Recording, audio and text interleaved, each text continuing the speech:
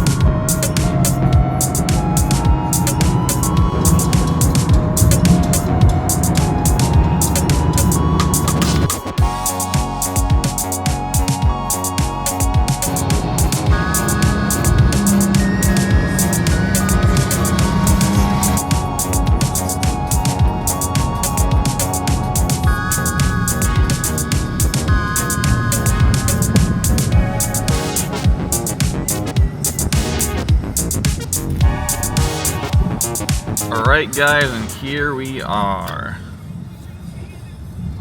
So you may know this guy as PrizzaMike. Got a few cars lined up here, and we can go check them out. Alright guys, here we are. The YouTube famous guy here. Oh my gosh. PrizzaMike here to give us a little tour of his new place. His Prizza Palace. Prizza Palace. Yep. Welcome. Got all these little cars over here. All these old clankers. Got a little Gloria. Got a S13. Oh, did you see the wing big, on it? Oh, double winged up. Yes, sir. This thing gangster. Do it still run though? Yeah, of course it runs. I was gonna say all my cars run, but we'll get to some secret stuff in a second. Ooh. That doesn't run.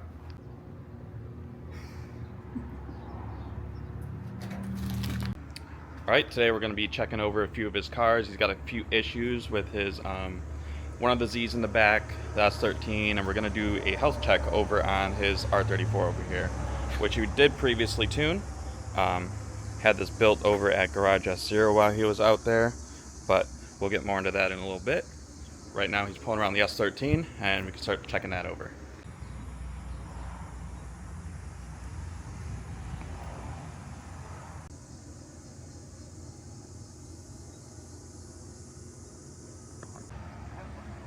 Jump packs here. I don't know where you're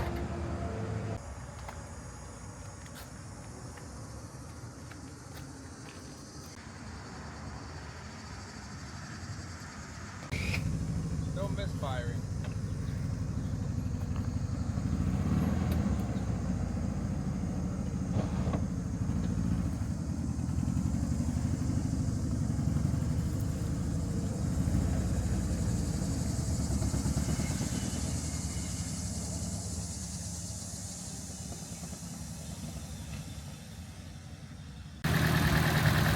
It's shaking. What's wrong with her? Smells a little fuely. It does smell a little fuely. Injectors are working, probably. They might be stuck open though. Yeah? I think it was cylinder 2.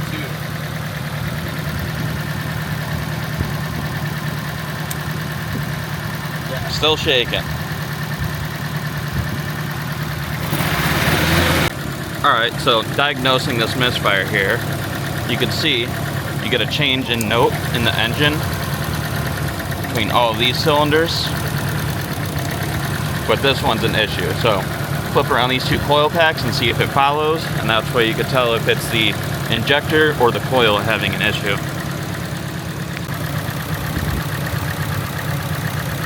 That might be why it's misfiring, huh? Maybe. We're just lubricating our cylinder walls. So is that coming in from the valve cover? I hope so. Should be an easy fix to figure out this misfire.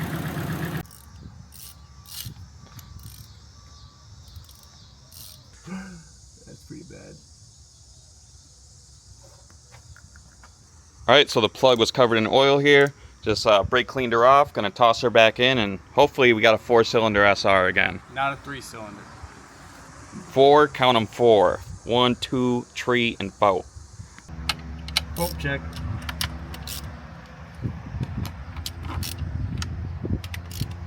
Oh, that one's kind of loose.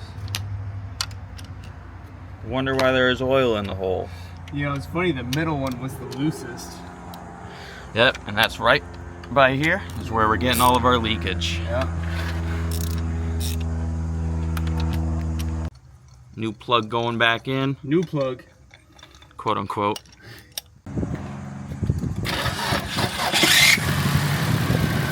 Little less shaken. Less shaking. Still some shaking. Oh, a lot of smoke out the back. Oh yeah, we let some fall. Still missing, it looks like.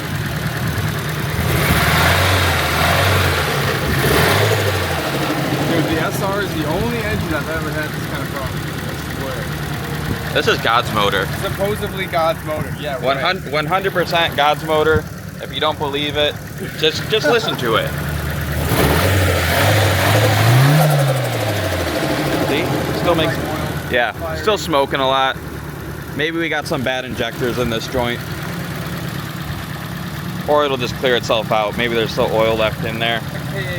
I tried unplugging a few things, coolant sensor, MAF. It's still running a little weird, but it does make changes when we plug in and out of those. So we're gonna take this on a quick test drive here and see how it feels. This thing is a total dog. Tried to give it a little drive. Wants to build boost instantly, which is an indicator of retarded timing with how flat the car feels. Not really any power to it. So, gonna bust out our timing light here and just double check the timing. Make sure it's all good. All right, got our timing light all hooked up. Put this on your number 1. It's gonna have a little arrow pointing towards the spark plug.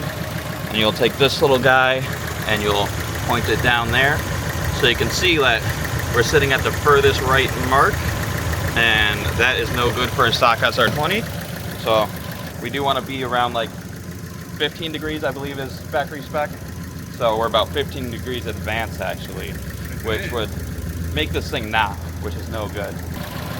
All right, so now we will adjust the cast until we get our marks in the correct spot. So again, maybe a better view there. See the far right one out of all these extra dots on there.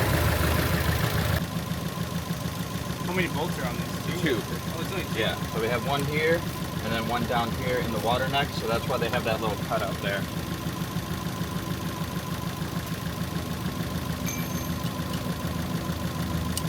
I see, I see. Icy sounds pretty good right now. Casey's.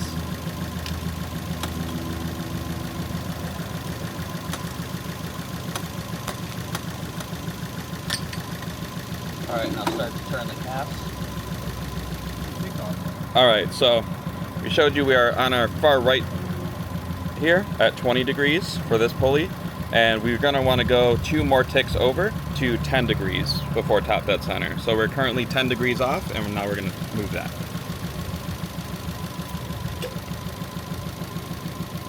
Oh, you're just a little bit more. A little bit more? Yeah.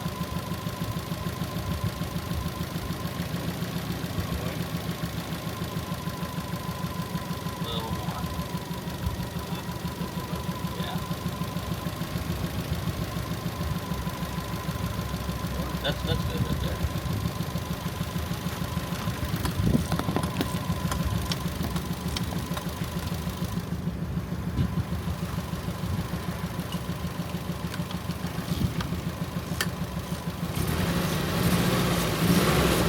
Sounds a little better, I guess.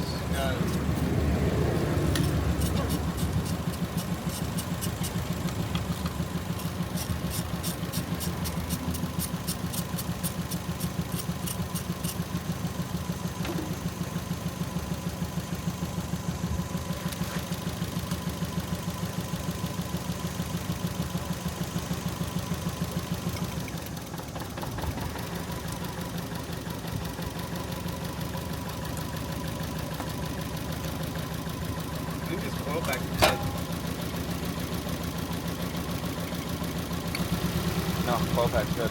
Yep.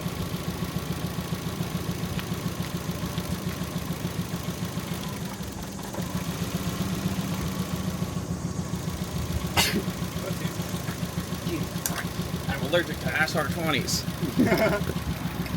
Checked out some part bins, couldn't find any stock injectors around for the SR, so coming over here, grabbing this guy. We've been doing pretty good so far.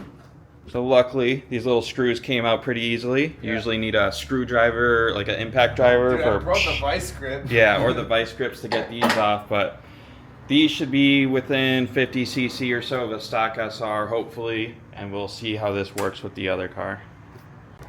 Clean bean. Are these blue? Those are maybe the same color. Really? See if it plugs in before we take out the injector on this side. True. We're in business.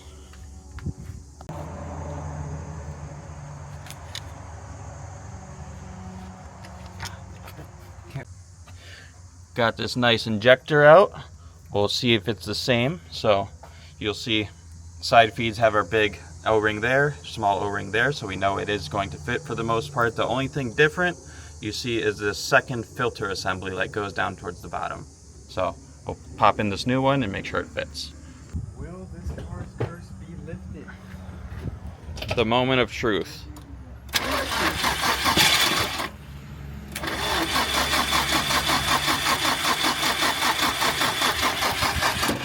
It seems mad. Attempt number 2.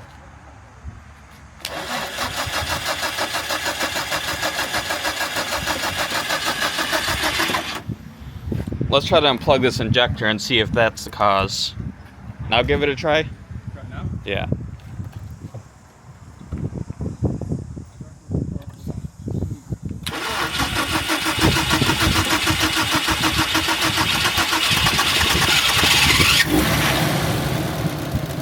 Now it's down, so we'll plug this back in and see if it changes.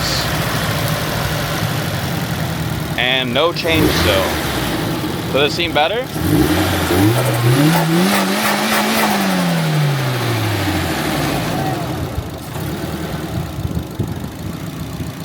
Now let's unplug this and see if we get a misfire again. So now, the injector fixed it. Yeah, I unplugged it and now it's it came back and on.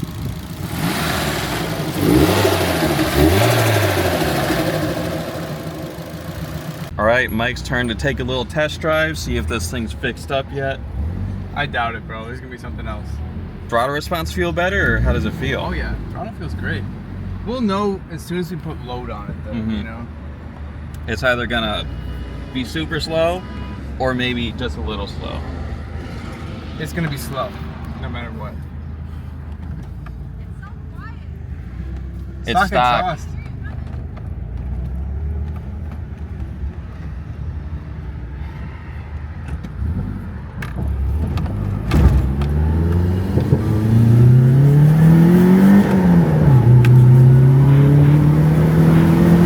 It's definitely faster, yeah, but it's got some sort of shudder now. Yeah. So could be a different in size than the injectors, but we did fix the misfire.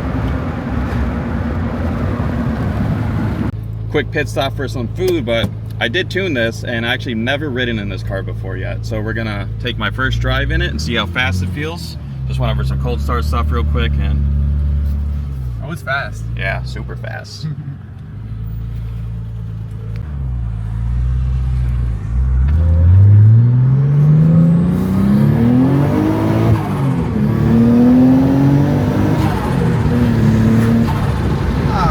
Pretty fast. The joys. All right, got back from some food and now we're checking over Mike's Z. So this, we're having a wideband error.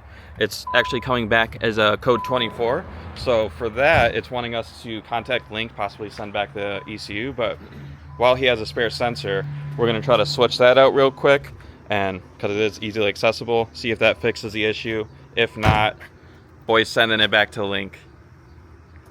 All right, Mike got the sensor out where we were going. We got some nice Dr. Flavor, some Mountain River. Connor's got a nice little slushy. He's going to be bouncing off the walls in a few minutes. But yeah, I don't know if we just showed this, but you can see this one's got all of our markings on the OEM Bosch sensor. And you can tell the quality difference of the wiring. And then here's our nice rep sensor that he had on hand. So wherever his plug came in for that, somewhere, yeah, right here. You can just tell there's a difference in the wire and the plug. So give this a shot, see if it fixes our issue. All right, so we did have that wideband issue as we mentioned, and if we come here now into our runtime values, we don't have any errors anymore on our Lambda. So now we're just gonna do a quick drive, see how the car is operating overall. Should be good.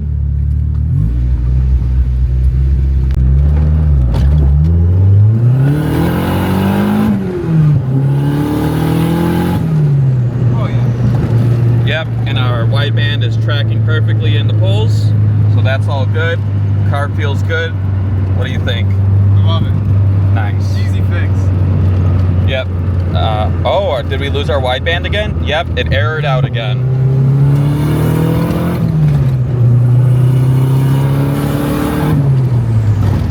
So now we actually have an open circuit code for our wideband. What the heck? A new error. So this one might be, the wiring might have came loose on the harness, and now it came back into operating mode. Interesting. Yep. So you can see here, we just lost our wideband signal again, and it's back into our heater cycle. So it went from 34 just now to 33, and before we had code 24.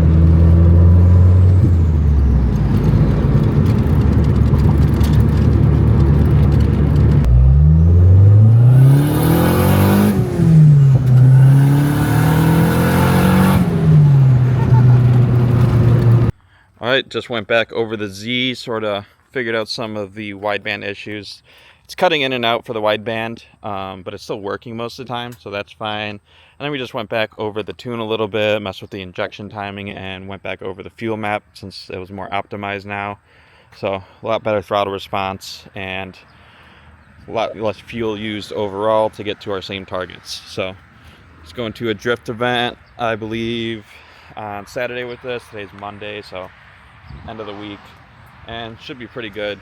I'm going to a different event on Saturday as well, but I'm bringing the Chaser, so we should have some footage of that.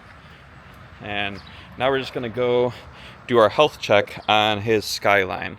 So this he had built at Garage S0 over in Connecticut. We're going to go over, see how the build quality ended up, current health with compression and leak down. And if you guys didn't know, he actually had a second motor that was put in this. First one only lasted maybe 3 or 4 hours. If we want to get into all that, we can. Mike, you want to let them know what happened to your first motor here? Well, we had some incidents somewhere in Pennsylvania. I think we had bad air. Bad air? Yeah, the air that got in the engine just like melted it. What melted in it? Spark plugs. Oh, why'd the spark plugs melt? They were too hot. Oh. Because this thing was on fire. Yeah. Inside out. Yeah. Yeah. So we'll get some pictures of the old spark plugs over on the screen here. We'll show you what they're supposed to look like and what they're not supposed to look like. So definitely do not do a 30-minute tune and then send it all the way back to Chicago on a 15-hour drive. Tune is important, guys. Yeah.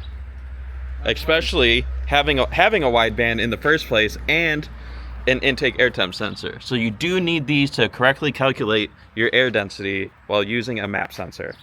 Yes. Lessons learned that are expensive. Yes. Pick a spot, any spot. Doot doot doot doot doot doot. Start. Put that sticker on twin. Start putting your sticker on, twin. Gang. Bro, we can't cover this Darn. guy. Here, we'll cover your favorite brand. Oh. I've had a feeling you'd like that. Yeah, that's a good one. Cover up Deechworks.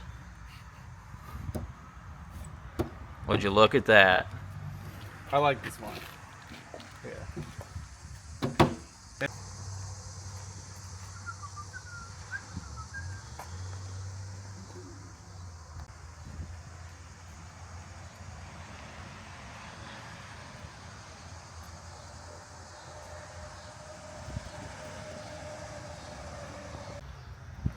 Alright, so now we are taking apart all of our piping here. We're going to do our compression and leak down test.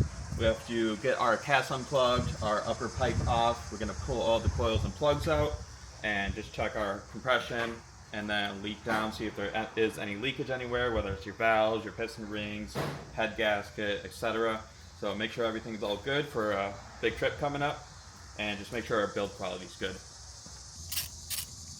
Tools, mechanics.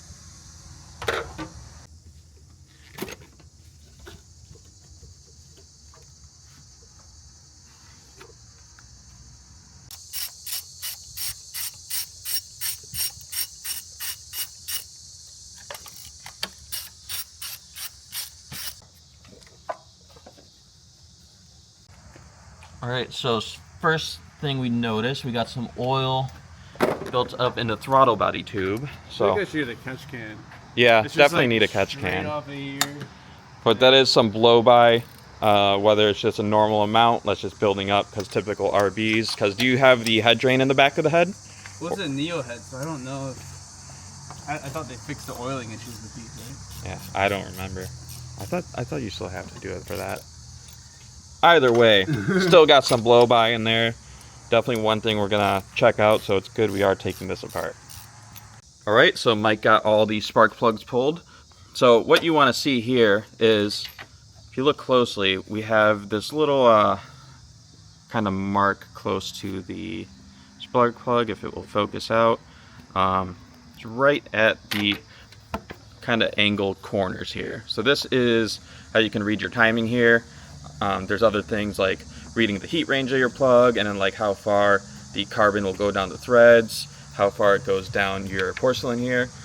So old school way of tuning where you don't have all the widebands and such, you read your plugs. So down towards the corner of the plugs, this is going to be like your optimal timing. If you get down towards the bottom of the strap, you'll be over timed and probably detonating, like what happened to the engine the first time around. So these are pretty good. Burn rate looks pretty good. The plug was shrouding, so side to side they're not consistent, but that could just be the way it was turned in the cylinder at the time where it's tightened, so that's not a big deal. So overall, these are good and healthy, so now we can move over to our compression test. Alright, Connor's getting in the car. We're going to do some compression tests, so always make sure to hold your throttle wide open doing the compression test, that way you have enough air to compress.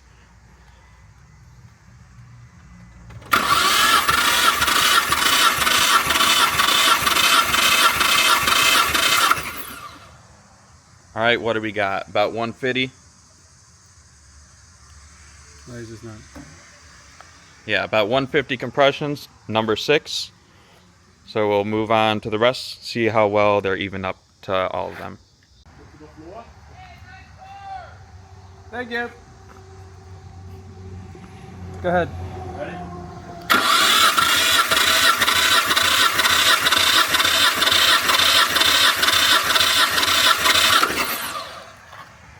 And we got just under 150 on this one, so it's starting to trend downwards. So hopefully we're all within like a 10% range overall. Yeah, so this is the old head from the last or first motor, whatever you want to call it, and just remachined.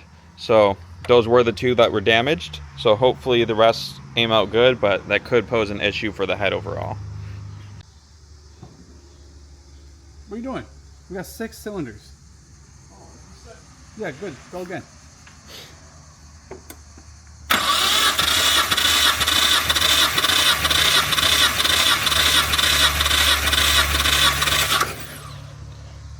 Just under 150 again. So at least it's pretty well even. So far, yep. Numero 3.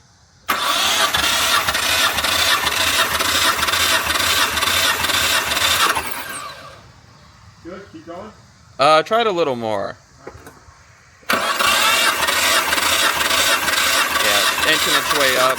So we're still a little under 150 here. So still close to the other ones.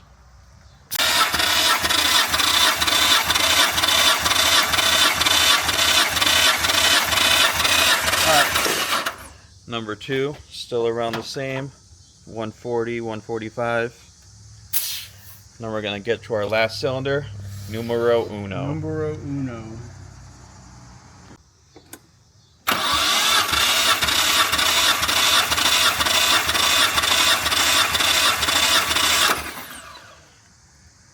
Little lower, but still sort of close.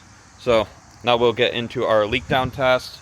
Hopefully everything's good. We can find out where our compression's going if there is any loss. Oh yeah, I'll take that. Even enough. Yeah. Alright, tried to go get our leak down test, but as you can see here, can't get a socket in there. No way. Can't put one on the alternator really because he only has this big old guy here. So unfortunately cannot do that. Our cylinders are pretty close in spec overall, so we're gonna leave it at that. Engine pretty good so far. Engine good. Yeah, Tommy's build good. We'll leave it off at that. Put the car back together, and yeah. Hell yeah. Hell yeah, brother. Hell yeah, brother. Hit the jump, hit the jump. You launching? X Games approved. This is scary. SMH. Get some speed. Oh my God. Look at the ramp. It's huge. I touched it. I touched it. Look. Look, I touched it.